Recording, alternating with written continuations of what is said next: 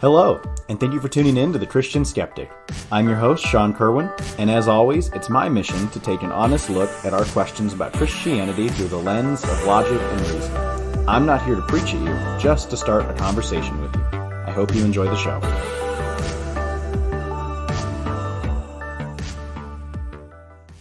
Okay, so this can become a really weird topic very quickly, and let me just do some, housekeeping, if you want to call it this, and say right off the bat, I get enough emails from people about end times and predicting the end times and what's going to happen in the end times and all kinds of stuff. And half the time it's promoting some product or some book, or, I had an email once trying to sell a Christian tuna company thing, and I get it. If you write a book, if you're selling something, I got nothing against you, nothing but love for you. I hope you do well in your business ventures. I hope the Lord is in it. But I will not endorse and do not endorse anything. Because then it adds bias to the show, right? And the whole point of this is that I'm a skeptic. I want to question everything. And if I inject bias into something, well, then I'm not questioning that thing, right? And so there's been a few guests that I've had on the show, and we've had some interesting conversations, and I've talked about a book or something that they have released. And fair enough. It's my show. I get to do what I want with it. So, but yeah, there's some really weird emails, and I don't know. Let me know if you guys want. Maybe I can read off a couple of them without being too condescending, because, someone's put their hard work and time and effort into something. And I don't want to be disrespectful, but man, some of these are really funny. So with that being said, Christians and nuclear weapons, how do we handle that? I do want to start off by acknowledging I have a bias in this subject. I have many friends and some family members that have served or do currently serve in the military, Air Force, Navy, Marines, Army. I even know one dude that's a part of the Space Force. So there's that. And so it's a whole kind of topic about defense here, right? And there's a couple different ways we can go with this conversation. First of all, should Christians support nuclear weapons? There's an argument for nuclear weapons as a necessary evil based on the events of history, something called deterrence, which is this idea that, well, now that nuclear weapons exist and are out there, and the bad guys have them, the good guys have to have them too. And there's this mutually assured destruction idea, right? Which is if they fire off nuclear weapons and want to, wipe out our entire existence, well, we should have them so that they know if they fire them at us, we're firing them back at them, and then we just blow up the entire world. And it's just basically the plot of the Book of Eli from there on out. Fantastic movie, by the way, but I don't want to live through something like that. And so there's that idea, right? There's the idea that nuclear weapons are just entirely evil and Christians should not support them. And fair enough, I get it. like I really do, because it's not just a Christian idea to not want to see the world plunged into violence and decay and death and ruin and famine and disease and everything just utterly burning with fire, right? That's not just a Christian idea. That's kind of just a human idea. No one wants that, but it's definitely a very Christian idea to not want these things, to not want to see violence portrayed out on a grand scale like that and cost millions and millions of lives. It's a horrible, horrible thing to think about, and it's a very sobering thing to think that we have the technology, we have the capability to wipe out people groups, to wipe out cities, states, nations, even, right? So there's that idea, and then there's the weird idea, which is kind of what I was referencing at the start of this, is the end times. And what if nuclear weapons are a part of the end times? How do we view them then? Okay, let's start off with defense. So I think we're borderline the idea, should Christians serve in the military? Should Christians defend themselves? Should capital punishment be a thing? I don't know that I can fully answer all of those questions. And I don't know that, I mean, the Bible doesn't draw a hard line in the sand about this. And there's a couple reasons why I think it doesn't. Number one, I think that God puts convictions on everyone's heart uniquely. And so if someone chooses a life of pacifism versus someone choosing a life of just of laying down their life and fighting for something noble, fighting for freedom for those that they love, I think that those are two different kinds of convictions. And well, I don't think that we can judge each other for holding those kinds of convictions, right? I think if you're wanting to go into the military as a Christian, knowing that greater love has none than this, that a man should lay down his life for his friends, as Jesus said, then fair enough. That's your conviction. And I think that's a very noble thing to do. I think that there are certainly biblical backings to doing this. I think that, you know, you look at the life of David, and David was the warrior king, right? Even Saul was a warrior for a little while. Paul in Philippians, Ephesians, 2 Timothy, and Acts all makes reference to the Christian life being like the life of a soldier, containing armor, a helmet, a shield, and a sword of salvation, right? That there's a certain reality in which Christianity lives, that it doesn't necessarily promote war, promote being a soldier, promote joining the army, but recognize that it's an integral part of reality. And so what I mean by that is we have to consider human violence, period. If we as Christians just say we're never going to be violent, we're always going to be pacifists, and every single Christian in the world does that, well, we're kind of screwed, because there's going to be violence in the world. And that violence is going to attack helpless people, children, namely. So then it's like, well, make a choice. What do you want to do? Not be a pacifist and potentially bring apart the destruction of a human life that's trying to destroy other lives, or be a pacifist and sit and watch lives get destroyed? And so it's a very Christian thought to say, for the love of others, I will fight those that seek to do harm and seek to do evil. And you might object and say, well, but everyone's really just good, and it's just people ordering people around. And it's like, yeah, but that argument really doesn't hold water. I mean, look at any part of history. Look at any part of history in the last 100 years, and you'll see evil. You'll see real, true maleficence confronting in the world. And I'm not going to get too much more into this conversation other than to say that it probably stems from Cain, right? Cain and Abel are kind of these two archetypal figures in human history where it's like all of the violence in the world can be traced back to that single moment. That single moment of impure, improper, self-serving religion. Cain envied Abel. Cain envied Abel that he served the true God, and Cain served the God of Cain's heart, which is Cain, right? And Cain was not the true God. So what got in the way of Cain and his true God was his brother Abel, and he murdered Abel. And I submit to you that war breaks out for that same reason. And if you don't want to fight and you're convicted not to, then don't. And if you do and you are convicted to, then do. And so then there's an argument. Well, because we've developed nuclear weapons and everyone has them, we have less fighting in the world. I don't know that that's entirely true. I think, and I read an article from The Guardian on this, our look at deterrence is an interesting one. We see deterrence working because it hasn't not worked yet. And so that's kind of a scary place to be. Because it's, certainly this article makes a point to say that if you put nuclear weapons in the hands of the wrong person, well, deterrence doesn't mean a dang thing, Someone can choose to just launch a nuclear weapon and watch the world burn. Some men just want to watch the world burn, Alfred to Batman, right? And so it's like we can't simply hang it's it's a fallacy of an argument to hang a Christian view of nuclear weapons on this idea that nuclear weapons create more peace in the world.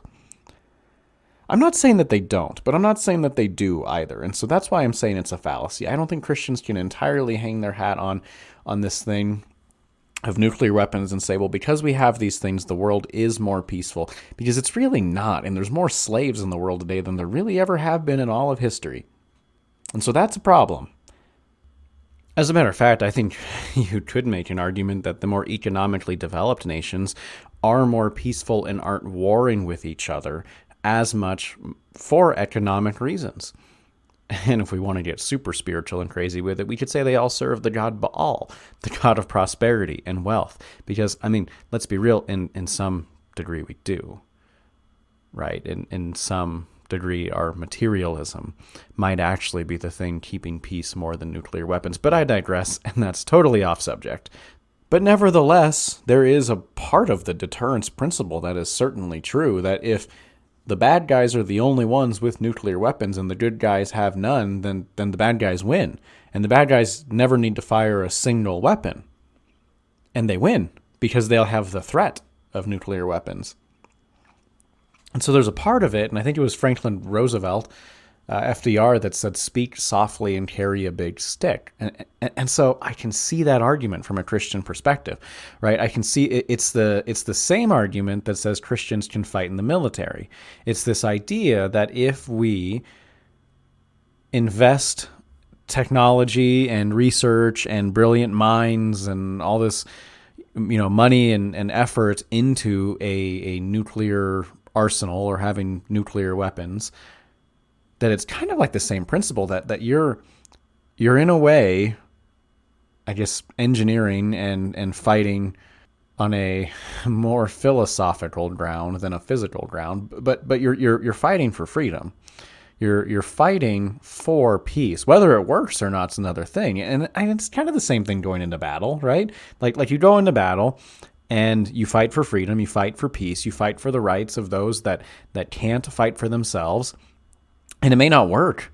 And that's why you have to, if you're a soldier going into battle, it's like you have to make that choice before you get there that you might die. You might give up your life fighting for this thing. And it might not even work. It's like you have to make that choice. And so there's a similar argument to be made there with nuclear weapons from a Christian perspective. Now on to the weird part. It could very well be that in Revelation 18, when Babylon falls at the end of days, and Babylon sets up in Revelation as this great city that stands up to defy and detest God, the God of the Bible. And, we know how Revelation ends. Jesus comes back and judges the earth. But before he comes back, God sends plagues on Babylon. Death, mourning, and famine, Revelation 18:8 says. And she, Babylon, will be utterly burned with fire in a day. In one day the plagues will come.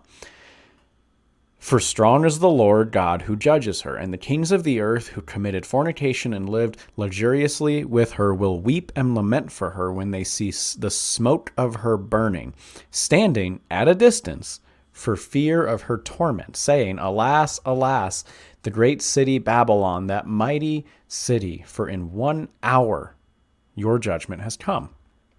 So that's interesting. And one of the trumpets sounds in Revelation 8, verse 7, and there came hail and fire mixed with blood, and they were thrown to the earth, and 1/3 of the earth was burned up, and 1/3 of the trees were burned up, and all the green grass was burned up. The second angel sounded, and something like a great mountain burning with fire was thrown into the sea, and 1/3 of the sea became blood, and 1/3 of the creatures which were in the sea and had life died, and 1/3 of the ships were destroyed. So that's interesting. And then Ezekiel 38 and 39, which I'm not going to read, goes into the destruction of Gog and Magog at the end times. And God himself intervenes with fire, again, raining from heaven. And then an interesting thing is that the leftover weapons provided from Gog and Magog will supply the energy of the nation of Israel for 7 years. And geographically, some experts believe Gog and Magog to be around the locations of China and Russia, somewhere in Asia, northern Asia. And then Jeremiah talks about the destruction of Babylon as well in Jeremiah chapter 50, verse 9. And God says through the prophet Jeremiah, I will raise and cause to come up against Babylon an assembly of great nations from the north country, and they shall set themselves in array against her. From thence she shall be taken. Their arrows shall be as of a mighty expert man. None shall return in vain. And so a couple interesting things there. It's a picture of some future event that could come. And we know that John in Revelation and the prophets saw visions. And they did their darndest to describe them. And they did pretty darn good, to be fair. I don't know that I could do any better than they could. And we've studied the effects of what happens when a nuclear blast goes off. And certainly it's not hard to imagine multiple and a multitude of nuclear blasts going off and what effects that could have. It's obvious, and we know that when a nuclear weapon goes off, as we had the atomic weapons go off in Japan at the end of World War II, which there's a difference there, I think. I think nuclear weapons are more deadly and destructive than atomic weapons, if I have that right.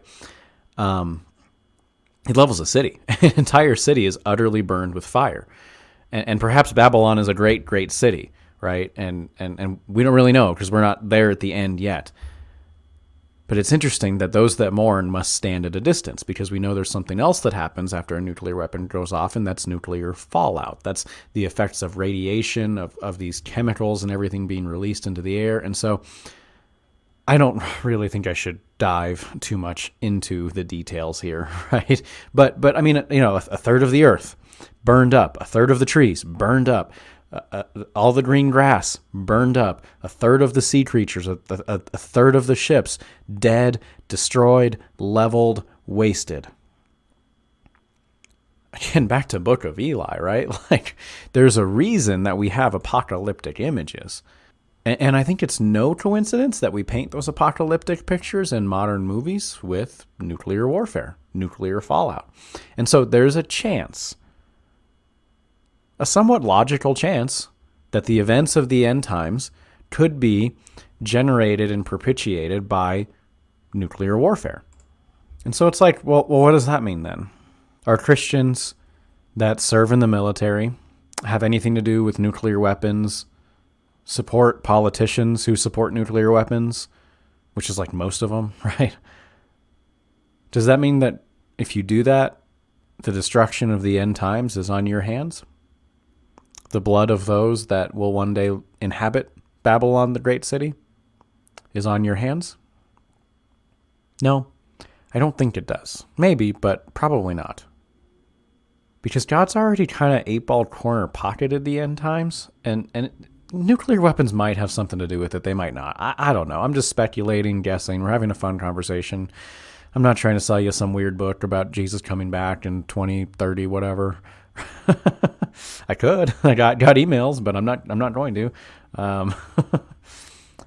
It could be that if you're a Christian and you serve in the military or you work for some company or some defense sector, I don't know, something with the government or the military that has something to do with nuclear weapons, it could be that you could view your participation in the advancement and development and safeguarding and establishment, whatever you want to say, of nuclear weapons as a part of the return of Christ. Again, I'm not saying nuclear weapons are a part of Revelation. I'm not so bold as to make that. I'm just speculating. But if they are, this is a big if, right? If, keep that in mind. If nuclear weapons are a part of the end times and you participate in them somehow, some way as a Christian, I don't think you have to feel guilty or bad about it. I think you could look at your work and say, what I am doing may or may not be used in God's judgment. And you don't have to feel bad about that. The authors of the Bible longed for and cried out for a day that God would right all the wrongs of this earth, that he would wipe away every tear, that he would undo every horrible thing that was done, everyone who was murdered, everyone who was sinned against in some way, large and disgusting or small and seemingly harmless. That'll one day be undone, and it's called the judgment of the Lord. And his judgment is faithful and true, Revelation says. And maybe if you're a Christian and you're part of it, part of the nuclear whatever, maybe you can see your role like that. Or maybe not. Maybe you can continue to be a pacifist. I don't think there's a wrong answer there. I think the right answer was what Nebuchadnezzar said in Daniel chapter 4, verses 34 and 35. He said, I blessed the Most High and praised and honored him who lives forever, for his dominion is an everlasting dominion, and his kingdom endures from generation to generation. All the inhabitants of the earth are accounted as nothing, and he does according to his will among the hosts of heaven and among the inhabitants of the earth, and none can stay his hand or say to him, what have you done? And I think that's the takeaway. We haven't seen nuclear weapons destroy anything yet in warfare. We saw the effects of the atomic bombs at the end of World War II, and they were pretty horrible. And I don't understand what I'm about to say. But I think the takeaway is, if nuclear weapons are ever used on this earth, it's probably because it's the will of God. Why does God allow evil to exist? Well, I think I have an episode on that, so go find it.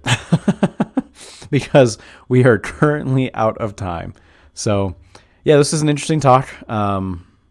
Let's continue this conversation. Let me know your thoughts. Let me know if you have more questions. You can email me if you have a book to sell or a can of tuna to sell or, I don't know, something. I'm probably not going to respond. I'll respond to real questions. But keep emailing me, I guess. I don't know. And as always, thank you so much for listening, and I hope you've enjoyed the show.